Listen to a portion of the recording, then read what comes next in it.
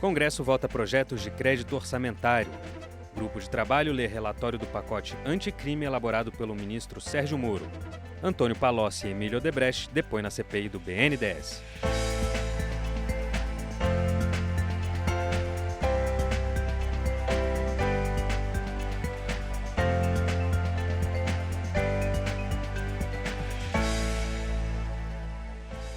Em sessão do Congresso Nacional, parlamentares aprovaram 3 projetos sobre crédito orçamentário, incluindo o que viabiliza pagamento de bônus a peritos do INSS.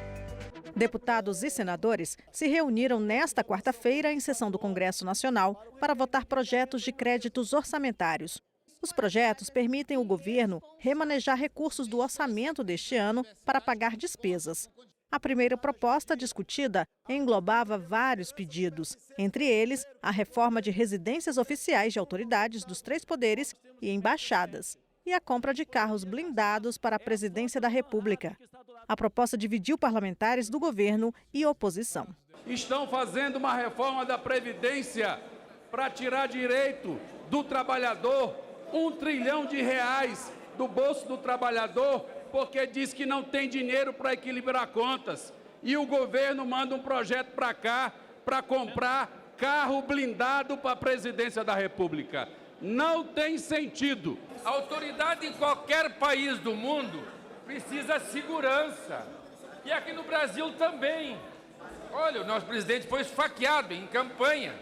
Precisa sim segurança. O projeto foi aprovado. O item seguinte da pauta prevê o pagamento de bônus a peritos do INSS que ajudem no combate a fraudes na Previdência. A proposta define o valor de R$223 milhões para esse fim, que viriam de recursos antes previstos para a criação de cargos e funções. Esse projeto faz parte de uma proposta maior do governo federal para combater a prática de infrações por organizações criminosas na concessão ou manutenção fraudulenta de benefícios geridos pelo INSS. Se há recurso desviado, se há recurso roubado, se há recurso que foi tirado do bem público, do bolso do cidadão, para fraude, nós queremos que esse dinheiro volte aos cofres públicos e que ele seja utilizado para o pagamento de benefícios regulares. Eles querem incentivar o perito do INSS a barrar aposentadorias de trabalhadores rurais, de pessoas com deficiência, de pessoas que estão doentes, de idosos. É mais uma perversidade desse governo. Na verdade, visam a retirar direitos da classe trabalhadora brasileira, do regime geral, da Previdência Social.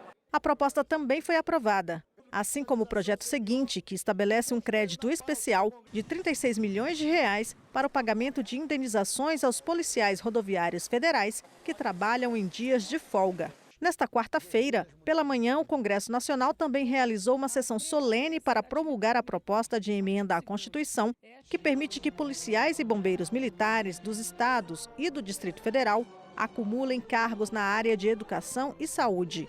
Até então, apenas militares das Forças Armadas tinham essa permissão. Em todos os casos, os profissionais que acumulam cargos devem respeitar o teto de remuneração do serviço público.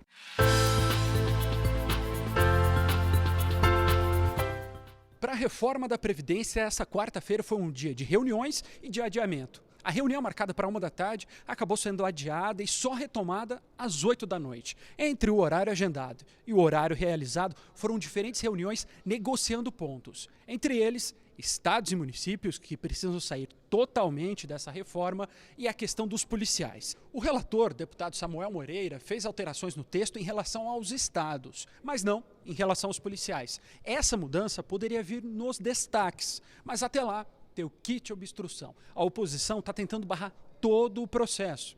Aí sobram 2 opções. A primeira delas é com a votação madrugada dentro.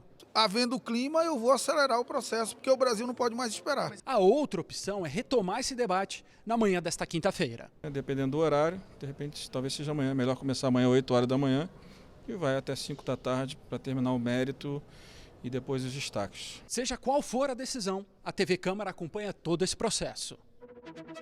Em audiência fechada, a CPI do BNDES ouviu o depoimento de Antônio Palocci, braço direito do ex-presidente Lula, e de Emílio Odebrecht, presidente do Conselho de Administração da construtora Odebrecht, ambos condenados pela Operação Lava Jato. O ex-ministro Antônio Palocci, que trabalhou nas áreas políticas e econômicas nos governos do PT, prestou depoimento na CPI do BNDES. Por determinação da Justiça, a imprensa foi proibida de entrar na sala de reuniões. No final da audiência, o deputado Sanderson disse que Palocci apresentou provas contra o ex-presidente Lula. Quando ele diz que o ex-presidente Lula interferia politicamente dentro do BNDES para facilitar empréstimos às empresas, inclusive chegou a citar que em 2009 o Lula teria recebido uma importância considerável em dinheiro para facilitar a operacionalização de empréstimos à Odebrecht. Deputados da oposição disseram que ainda é cedo para validar o material que foi entregue por Palocci. Eles querem que todas as supostas provas passem por investigação da CPI. Não dá para esquecer que a gente está tratando de alguém que fez uma delação para poder garantir alguns benefícios judiciais também. Isso tem que ser pesado no momento em que ele também traz informações. Que seja feito o contraditório ao mesmo tempo que as informações sejam apuradas com prudência, mas ao mesmo tempo com a firmeza que o tema relevante requer. A CPI também ouviu de portas fechadas Emílio Odebrecht, que é presidente do Conselho de Administração da empresa que leva o nome da família. O executivo foi um dos responsáveis pelas delações premiadas feitas pelos funcionários da companhia. Deputados da oposição afirmaram que o depoimento está apenas requentando notícias antigas. O tamanho do financiamento do BNDES no período do presidente Lula ele era baixíssimo. Se considerar o volume de obras de recursos que a empresa fez, de projetos desenvolvidos, inclusive os fora do país. Que a maioria dos projetos fora do país não passava nem um pouco por ações do governo local, por ações de financiamentos de bancos nossos. Então, até agora, nada de novo. Já o deputado Vanderlei Macris, presidente da CPI do BNDES, acredita que o depoimento será útil para os trabalhos da comissão. É um depoimento que não pode ser publicizado, porque ele está em delação e, portanto, está fazendo um acordo de delação premiada, mas nós estamos obtendo nesse depoimento um volume bastante grande de informações que é evidente não só elas, mas com o cruzamento de documentos, de outros depoimentos realizados, com certeza será muito importante para a finalização do nosso trabalho nessa CPI do BNDES. O relator do pacote anticrime leu o parecer no grupo de trabalho que analisa as medidas propostas pelo ministro da Justiça, Sérgio Moro, para combater a criminalidade no país. O início do debate do relatório está marcado para a próxima terça-feira. O deputado Capitão Augusto apresentou nesta quarta-feira um relatório sobre o projeto que muda pontos da legislação penal e processual penal. O texto junta as propostas de uma comissão de juristas e do ministro da Justiça e Segurança Pública, Sérgio Moro. O chamado pacote anticrime prevê, entre outras medidas, punições mais rigorosas para os integrantes de organizações criminosas, a prisão imediata dos condenados por júri popular, a criação de bancos de dados com a identificação genética de criminosos e os perfis balísticos de todas as armas comercializadas no país. O relatório inclui na lei a prisão após condenação em segunda instância, o que é a jurisprudência atual do STF, mas deve ser discutida novamente pelo Supremo Tribunal Federal. É proposta ainda a ampliação do conceito de legítima defesa, para permitir que crimes cometidos sob o efeito de medo, surpresa ou violenta emoção possam ser perdoados ou terem a pena reduzida pela metade. No grupo de trabalho que analisa essas mudanças, os deputados estão longe de um consenso sobre as medidas. Por isso, foi concedido um prazo até a próxima terça-feira para que os parlamentares comecem a discutir o texto. A primeira proposta que ele mantém é esta proteção para o excesso policial. No Rio de Janeiro, esse mês de junho, de cada 3 homicídios, 2 foram praticados pela polícia. E ele quer escudar, proteger o policial que se excede, o policial que mata. Você mexe com desde o Código Penal, Código de Processo Penal, Lei de Execuções Penais, crimes hediondos, então é natural que dentro do direito, dentro do meio jurídico, haja divergência. Então é um projeto bastante extenso, quase 200 páginas do relatório, era natural que na apresentação aqui fosse ter divergências. O grupo de trabalho que analisa a nova legislação de licenciamento ambiental fez uma nova rodada de debates nesta quarta-feira. Uma nova versão do texto preliminar do relatório foi entregue. A avaliação de impacto ambiental e a avaliação de riscos de novos empreendimentos foram alguns dos temas discutidos na 6ª audiência pública do grupo de trabalho que estuda mudanças na legislação de licenciamento ambiental. Deputados garantem que o objetivo é apenas racionalizar o processo. Não estamos falando em simplificar, em flexibilizar, em desproteger o meio ambiente, não é nada disso, a discussão aqui é outra. Ninguém tem aversão ao tema ambiental, mas nós temos sim os dois pés atrás aí com essa burocracia. Então um arcabouço legal enorme, gigantesco, que acaba se tornando muito confuso. E a proposta aqui é de fato trazer um norte para quem quer empreender. Uma das sugestões apresentadas para agilizar os processos de licenciamento foi o zoneamento ecológico e econômico. Ele indica no nosso território as áreas mais aptas para agropecuária, para desenvolvimento industrial, para desenvolvimento urbano, né? As vulnerabilidades e fragilidades ambientais que precisam ser consideradas nos empreendimentos econômicos, nos empreendimentos públicos, né? Portanto, é uma ferramenta muito importante que pode facilitar o processo de licenciamento ambiental. Ambientalistas cobraram mais rigor na concessão de licenças. Segundo este especialista, só em Minas Gerais há 20 barragens com risco de se romper que podem deixar a capital sem água. Os processos de licenciamento, a forma como eles foram feitos até hoje, nos levaram a essa situação. É uma situação em que nós estamos no meio de uma crise hídrica e com uma espada pendurada sobre a cabeça. Porque a qualquer momento pode romper mais uma barragem e aí você acaba com a cidade de Belo Horizonte, porque você vai abastecer 2 milhões e meio de pessoas com caminhão-pipa? O coordenador do grupo de trabalho apresentou na terça uma nova versão preliminar do seu relatório.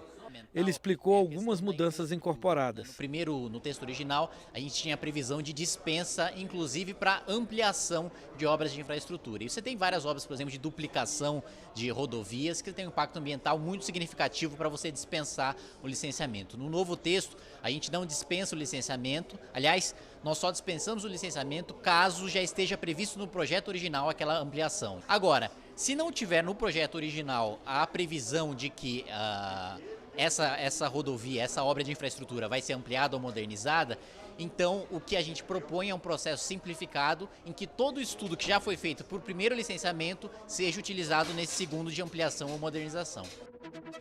O Ministério do Desenvolvimento Regional vai enviar para o Congresso um projeto de lei modificando o programa Minha Casa Minha Vida.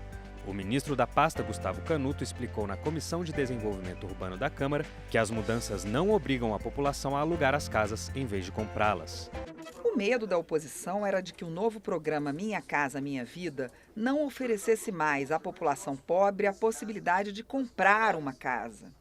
Mas ao participar de uma audiência pública na Comissão de Desenvolvimento Urbano da Câmara, o ministro do Desenvolvimento Regional, Gustavo Canuto, garantiu que o novo programa não será baseado no aluguel. Numa longa exposição, ele explicou que haverá 4 programas de acesso à moradia para as famílias com renda de até 1 salário mínimo e as com renda de 2 a 7 salários. Num dos programas, o governo prevê a locação social financiada, que funciona assim.